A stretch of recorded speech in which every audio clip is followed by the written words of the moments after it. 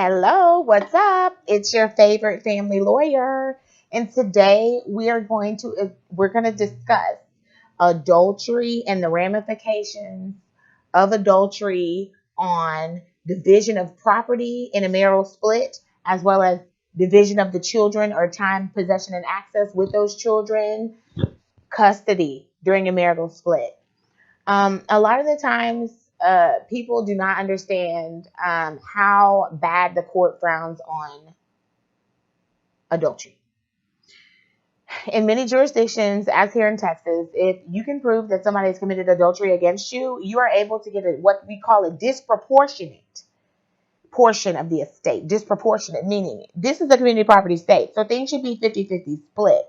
But if the court determines that you are the fault of the breakup of the marriage and that there's adultery involved, they can greatly deviate from the 50%, and they can award the party who is not at fault a disproportionate majority share of the estate. Now, they may do 75%, they may do 80%, they may do 55%, they may do 60%, but they're going to, more than likely, they will reward a disproportionate amount of the estate.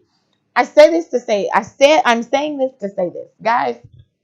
When you've been married for a long time, you want to step out on your wife, or women, if you want to step out on your husband, get a divorce. Get a divorce. Get a divorce, or just go, if you have children, go to the child support court and at least file child support either on yourself if you're not going to be the primary parent, or allow the mother to file the child support if she's going to be the primary parent. However you're going to do it, whoever's going to be the primary parent. And it doesn't matter if you're going to be the primary parent or not. You can get a court order that says you're not the primary parent. But what it does is, when you go to the court and you say, hey, I need you to discern custody and drop down an order on my family for custody in this particular case, it lets the court know that there is a separation. There is no legal separation in Texas, and in many jurisdictions, there's just no legal separation. We don't do anything but divorce and annulments, which are complete splits. However, one way to raise a red flag and a hand to the court to say, hey, I'm not committing adultery because we're not together, we're no longer residing in the same household, is if you have children. If you have children, this is only protection for people who have children, is if you go forward with custody, okay? And you let the court know. That way, if you're talking to other women and doing things, or she's talking, women, if you're talking to other men and doing things, it doesn't show that you're at fault in breakup of the marriage. It's clear on its face that the marriage was broken up at the point in which you guys requested and needed a child support order. Because if the marriage were together, you wouldn't need one. And then you can shield yourself. You can shield yourself from any of the bad things that can happen to people who are found to be adulterers, guys. And I say this because I've seen women lose custody of children over stepping out on their husbands. They've lost custody of those kids. Um, and so what happens is, it's when they lose custody of the kids, they're now not the primary parent. And a lot of the times the woman doesn't understand, like, hold up a second, I'm supposed to be I'm the mom.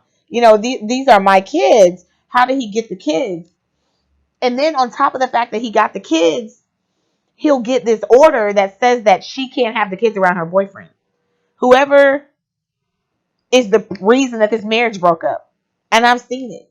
I have cases, where I'm coming on the case and I'm looking and reviewing the case from before previous, and it was adultery that was determined, and the woman was, stepping out on the husband. She's at fault in breaking up the marriage, and one of the things that they awarded a disproportionate share of was the children, and he got the children. And there have been times where there's been an injunction or an order that states that she cannot even have those children around her boyfriend when she has them overnight, and that he's not allowed to cohabitate or sleep in the house with her when the children are present, because it's just a fresh divorce and the court just doesn't like it.